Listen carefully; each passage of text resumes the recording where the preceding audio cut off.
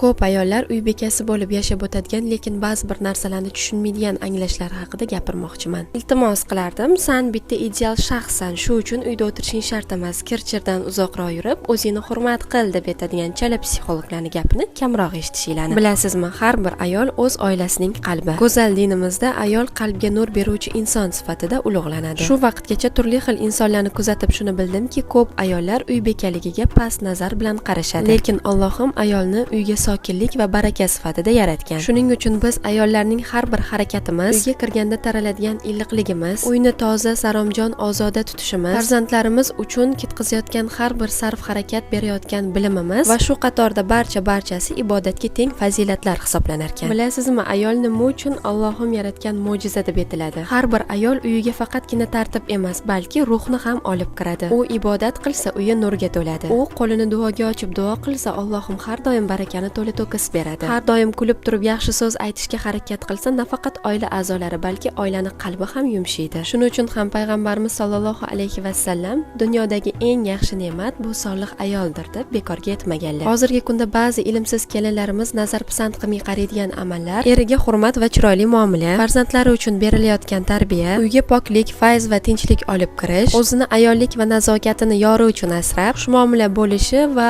uy yumushlarini bekami ko'st bajarishi, bularni hammasi Allohimni biz ayollar uchun buyurgan qadrli amallari hisoblanadi.